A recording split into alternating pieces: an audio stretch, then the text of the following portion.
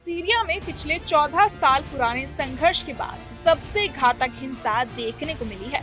Syria की नई सरकार और सत्ता से बेदखल किए गए राष्ट्रपति बशर अल असद के समर्थकों के बीच 2 दिनों में भीषण झड़प हो रही है, जिसमें अब तक कई मासूम लोगों की जान जा चुकी है। बढ़ती झड़पों ने सीरिया में नई सरकार के सामने बड़ी चुनौती रख दी है, जिसने 3 महीने पहले विद्रोहियों की तरफ से असद को हटाने के बाद सत्ता संभाली थी। ब्रिटेन स्थित Syrian observatory for human rights ने कहा कि 745 नागरिकों की मौत हुई है, जिनको ज्यादातर नजदीक से गोली मारी गई है। इसके अलावा 125 सरकारी सुरक्षा बल के सदस्य और असद से जुड़े हथियार बंद समूहों के 148 आतंकवादी मारे गए हैं। इस घटना को लेकर लताकिया शहर के आसपास के बड़े इलाकों में बिजली और पीने का पानी कट गया है।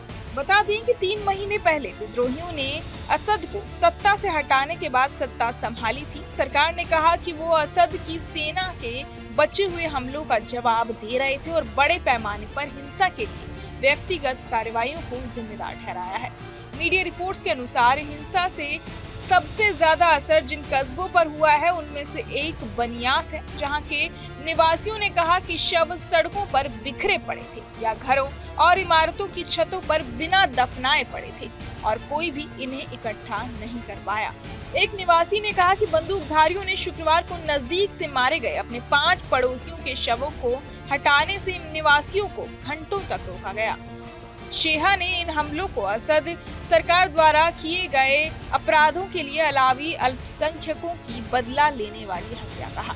अन्य निवासियों ने कहा कि बंदूकधारियों में विदेशी लड़ाके और पड़ोसी गांवों और कस्बों के आतंकवादी शामिल थे। ब्रिटेन स्थित सीरियाई मानवाधिकार वेधशाला के अनुसार हिंसा के साथ साथ कई अलावित बहुल इलाकों में बिजली और पानी की आपूर्ति काट दी गई है। इससे खासतौर पर महिलाएं और बच्चे प्रभावित हुए हैं, क्योंकि वो बुनियादी सुविधाओं के बिना असहाय हो गए हैं। कई महिलाओं ने बताया कि उनके परिवारों को बिना पानी और बिजली के गुजारा करना पड़ रहा है, जबकि बाहर हिंसा का खौफ बना हुआ है। सीरिया में जारी इस हिंसा ने अंतर्राष्ट्रीय समुदाय का ध्यान अपनी ओर खींचा है। संयुक्त राष्ट्र और अन्य मानवाधिकार संगठनों ने इस हिंसा पर चिंता व्यक्त की है, खासतौर पर महिलाओं के खिलाफ हो रहे अत्याचारों पर।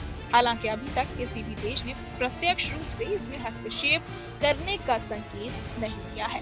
बहरहाल इस पूरी खबर को सुनकर आप क्या कुछ सोचते हैं, हमें कमेंट बॉक्स में जरूर बताएं और बाकी तमाम खबरों के लिए सब्सक्राइब करें न्यूज़ नेशन।